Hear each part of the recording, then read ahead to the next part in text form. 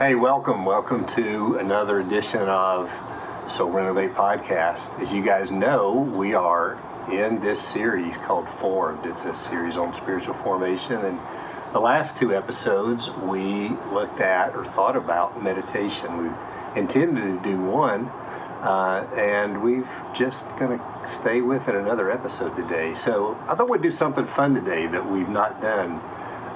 And admittedly, some of this is out of necessity because George is out of town. And I invited a couple of my friends from my church community to join me today. This is Cole and Lauren, and they're good friends of mine. And if you listen to the previous episode, you might remember that I mentioned I had some friends who were into physics and math and have done a lot of research and study in that field. And I mentioned I had some friends that are able to meditate in those arenas and think about the beauty and wonder or truth of God. I don't know where they're going to go with this, but I trust they have something really that'll be fun and rich for us to share. So that's what I did. I reached out to them. Was it this morning? Is that how it went? And I just said, hey, I've got an idea. What do you think about this? So they were game. So thank you for joining us today. And this podcast may be a little bit shorter than usual. We'll see. We're not trying to make it short, but we'll stay within kind of our normal time, at least not longer. So anyway, Cole and Lauren, I think the question's pretty basic for you guys. Because I've already sort of fronted it for us, but in your field, whether it's physics and math, and I know there's some overlap there, I know that you are both devoted followers of Jesus, and you think about not just your field of study, but also you love God, and you have been a part of God's family for some time. So I don't know if you want to tell a story or share a scripture or both, or I think the big question is, how have you meditated on God and seen Him or reflected on Him in your field of study and vocation? That's the question. Mm-hmm. So it doesn't matter who goes Good first. question. Yeah, I think for me, the more I've studied physics and science and astronomy and math, the more I think I've been able to see God in this world, and the more that I've come to appreciate His creation and see Him through His creation too, which I think can be sometimes counterintuitive to a lot of people nowadays. They think the more science you know, the less you think you need God. Yeah. But I think that's the opposite for me. I think I can say that for both of us too. I think the more I've looked into it, the more I'm like, man, there has to be a creator. Yeah. Universe. So I think a good example of that is something we call fine-tuning of the universe. There's a lot of laws and these things called fundamental constants that we have discovered throughout the past centuries. There's 26 fundamental constants in particular that help us understand, describe the universe. And these constants are so precisely tuned in a way that if they deviated just a little bit to the left, and I'm talking like the tiniest fraction imaginable, they deviated to the right or to the left, we wouldn't have a universe as we know it, let alone life. Wow. We wouldn't even be able to form planets or galaxies, and it would just not be, it wouldn't probably be anything. Wow, that's amazing. See, there's 26? 26. I've never heard this before. So these include things like the speed of light, the universal gravitational constant, the acceleration rate of the universe, the electric charge, just numbers that are just the same no matter where you are in the universe. And there's 26, there's more than that, but I think there's 26 fundamental ones that we've been able to pull out through research. And yeah, again, if they slightly to the right, slightly to the left, we wouldn't have anything. That's amazing. What do you call it? What concept? Fundamental constants? Constants, yeah. Fundamental constants. So if we're interested, we could just probably Google that. For sure. Wouldn't be that difficult to chase that down. Because I have a feeling we're going to want to. Because, I think in theory that makes sense to us who aren't in this field. But I don't know that we've So a lot of what we've been talking about on the podcast is meditation is a little bit misleading, because what we mean by it is not maybe what you think of someone like in a lotus position, or stopping and thinking, and that's okay.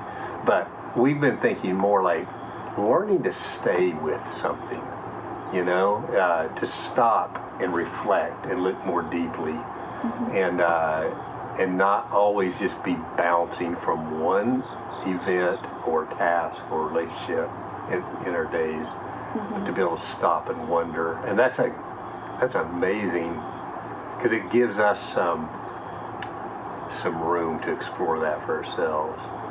So fundamental constants. All right. So is there hope for more? Is like someone going to discover a number 27, or is this are the constants constant? Yeah, well, I think that's, as we learn more about the universe, that's something that we will keep adding on to things that we hadn't thought about that we needed. Yeah.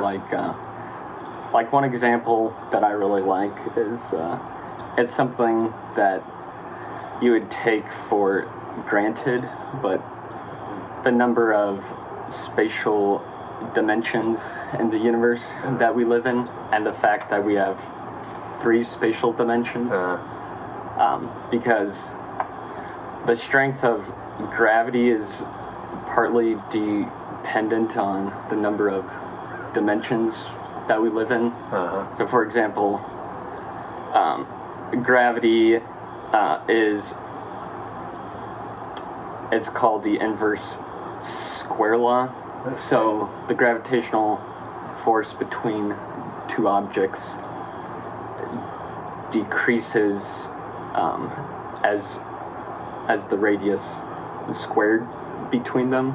So as the distance between them gets further and further apart, like the strength gets smaller. Okay. And if we lived in a universe that had 4 spatial dimensions, then gravity would behave with an inverse distance cubed law.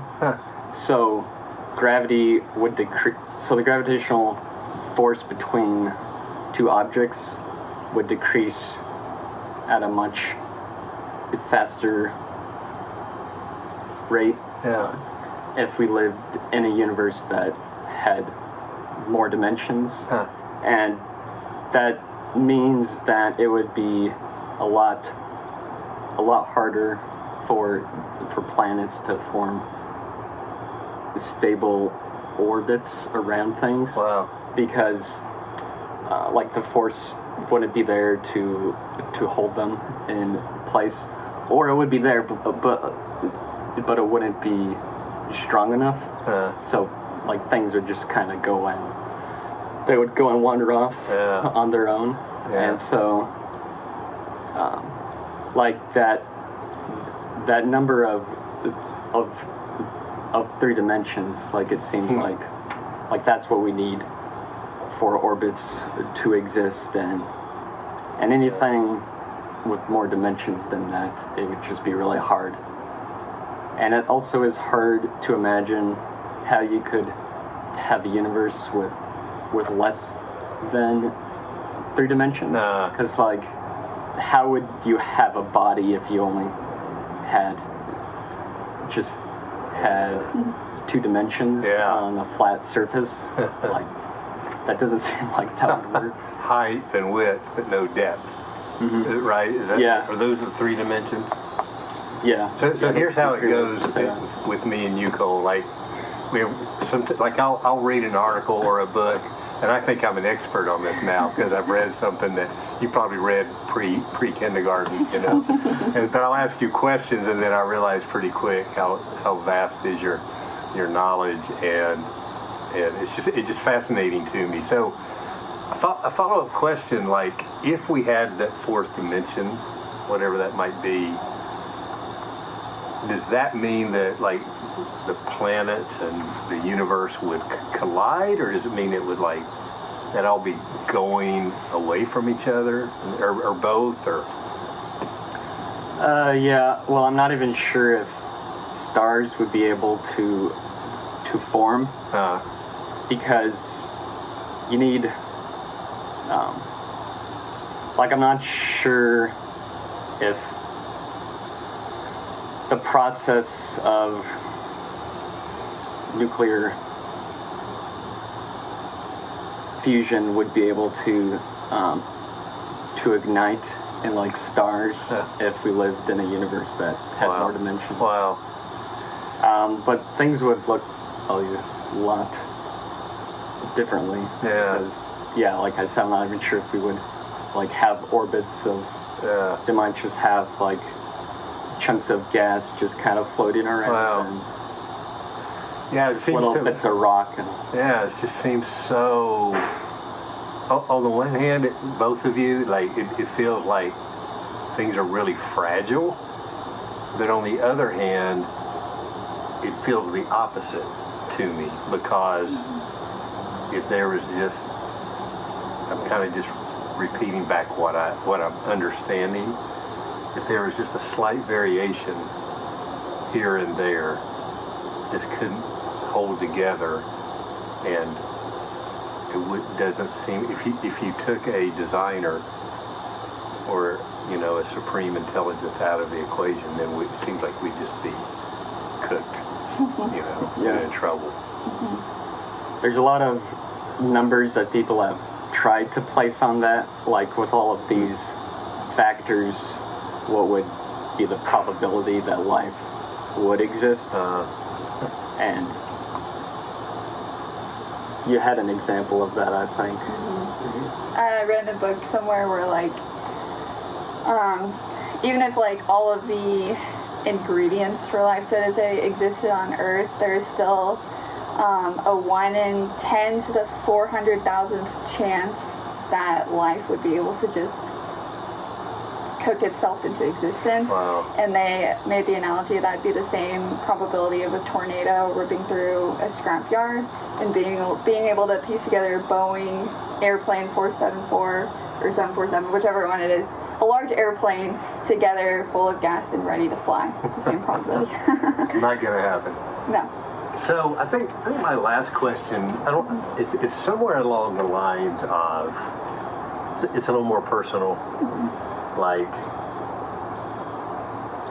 I don't know if I want to ask, tell us a moment, in your own story where you've been in the middle of studying something,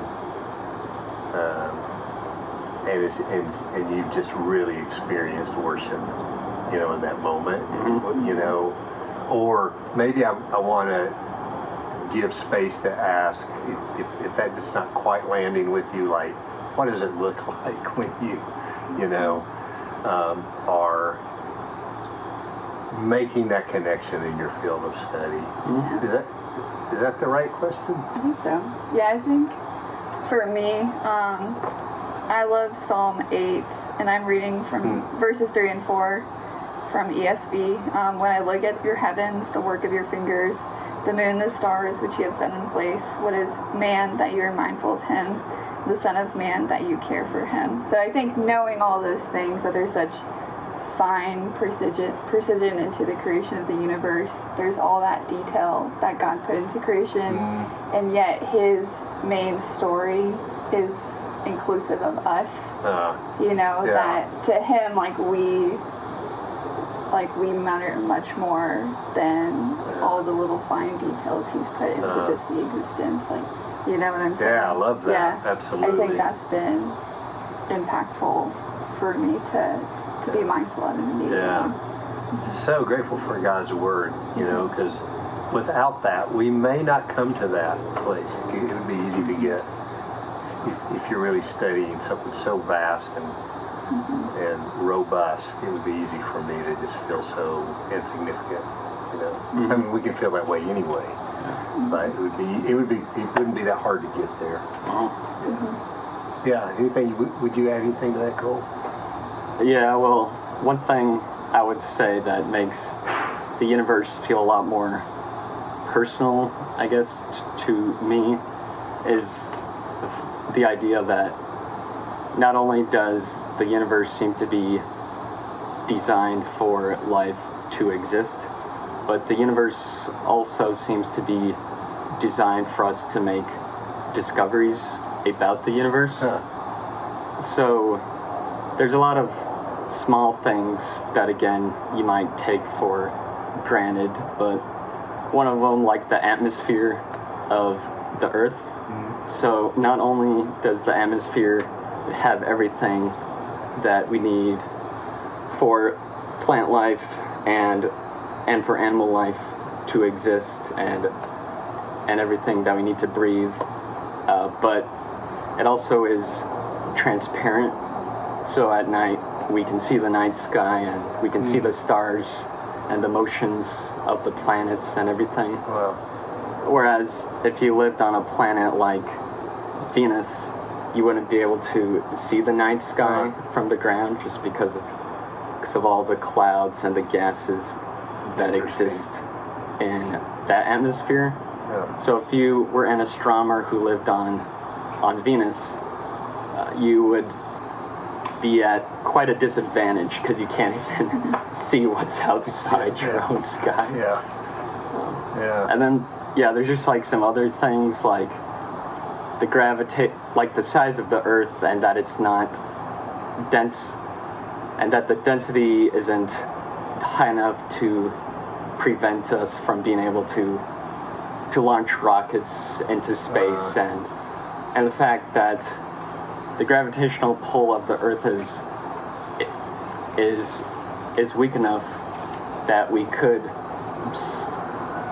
send people like to the moon and to the space stations, and like we could build space stations, and We're in it, but we also could get outside. but we can get off it. Yeah. So I think there's a lot of planets outside of the solar system that astronomers have seen, where like it is a terrestrial planet like Earth, meaning like you could walk around on the surface, but the gravitational pull on that planet would make it really hard to escape it.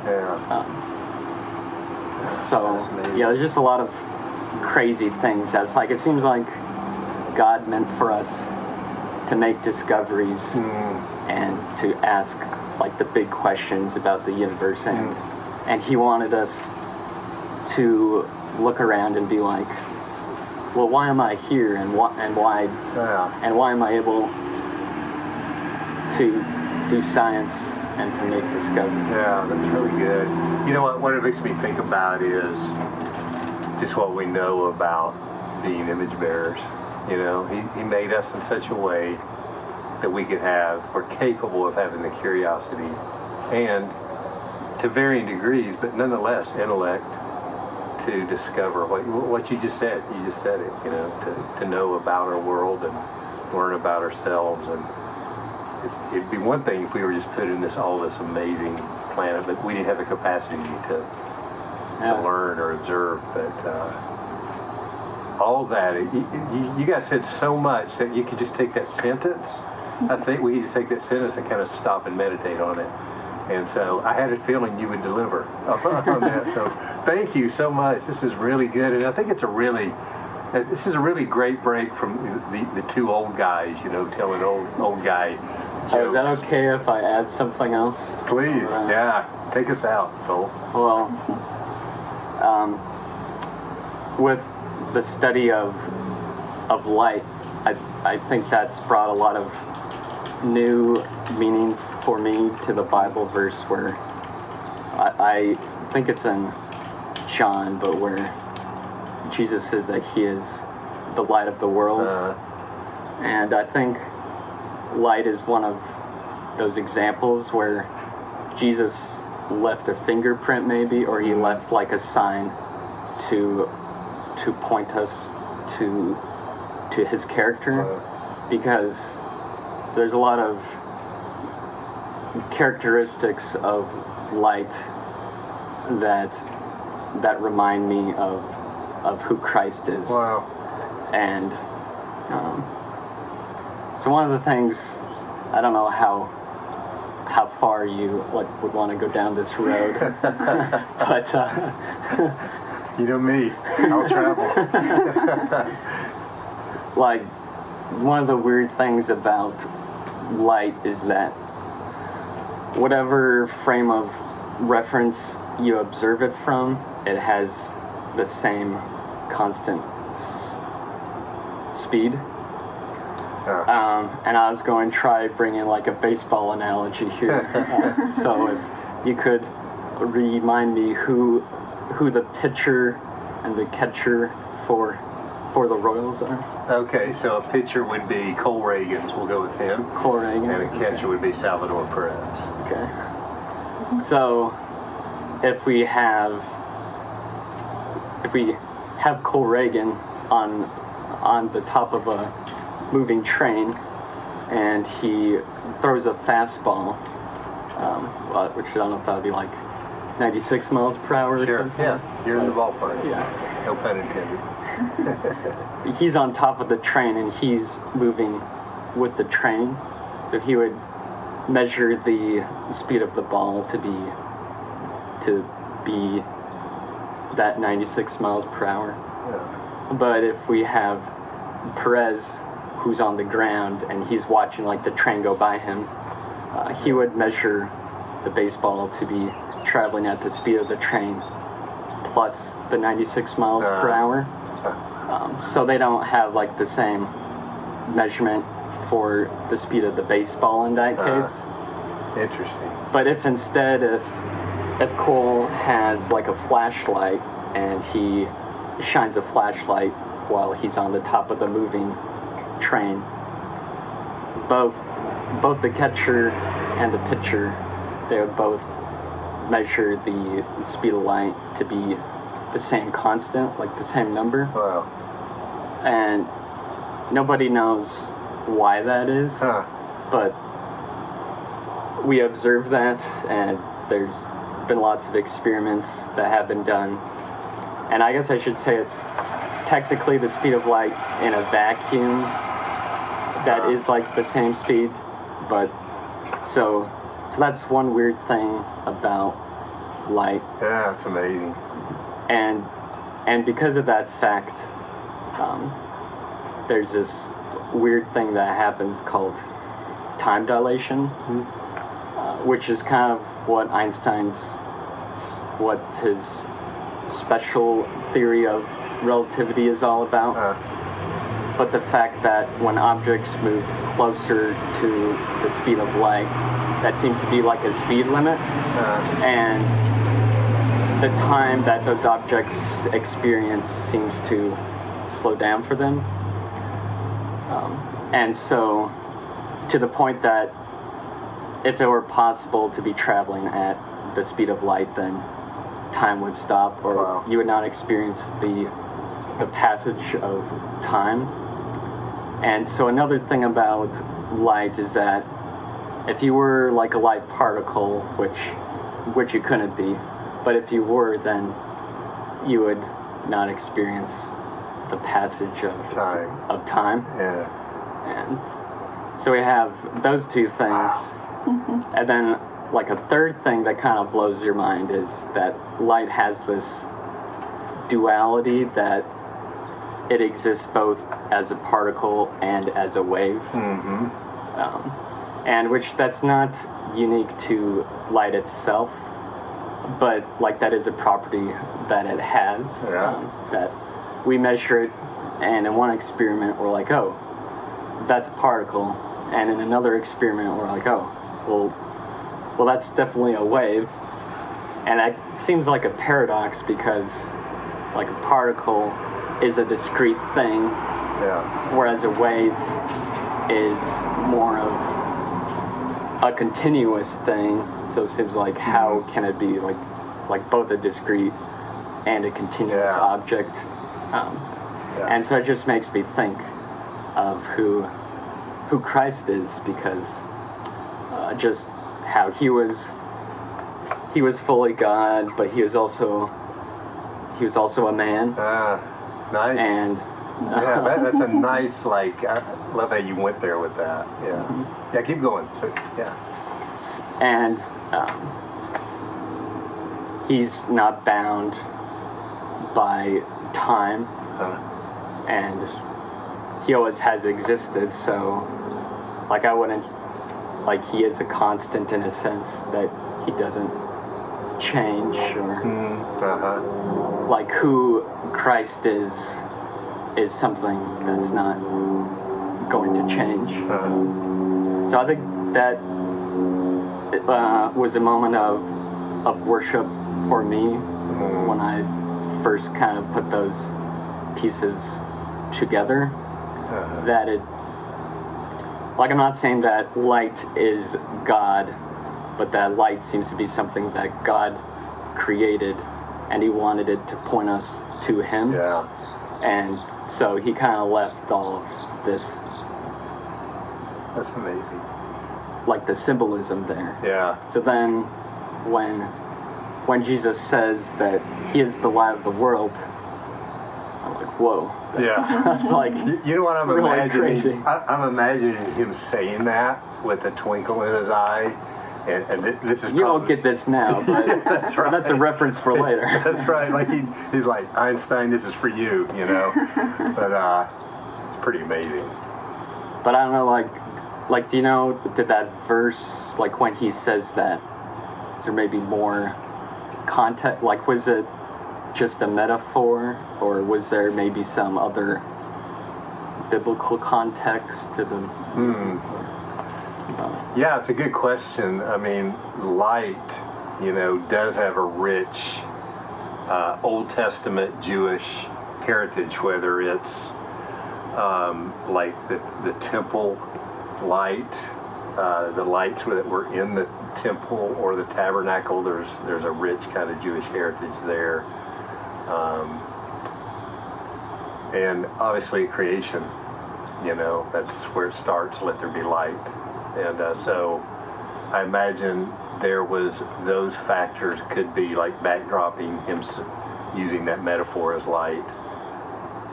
It really isn't. I mean, I don't know that I've seen. You're just giving me something to meditate on. You know, just what little bit I would understand on a scientific level about light that you shared. And I remember a conversation we had a few years ago where I said, I think you may not remember that, but I don't remember exactly how I asked the question, but it was like, help me understand how light's a particle and a wavelength at the same time. Oh, yeah. And so, yeah. See, that's one of the things, too, like, you may hear people mock Christians, or, like, how can you believe all of, like, these crazy things? But scientists believe things that are literally just as crazy as that. Yeah, so, for sure. like, on a logical level, it's like the same. Yeah, and we learn, even though we may not be able to put it all together, figure it out, it's pointing, you know, it's pointing us beyond ourselves and our own ability. And I appreciate the work you guys do and teach. Lauren's a high school physics teacher, and just amazing work. And you know, Cole has done some amazing work overseas and in a nuclear, what do you call it, collider? Is it At a collider, yeah. So we may want to have you back again sometime and like continue to like peel back this topic a little bit as we imagine there's other places we could go in terms of how does this relate to how we're changing in Christ and being made into his image. That's for another time. Yeah. But thank you so much. This has been really helpful, and I think they've given us all a lot to think about, meditate on. So Thank you, Jim. yeah, you Nice. bet. All right. See you soon. And that's our episode for today. We hope this has been helpful for you guys and gives you something. Psalm 8, go there and think about who is man that you're mindful of him, and just that reality in the midst of God creating this unbelievably complex yet beautiful and in some ways unexplainable universe. So see you next time.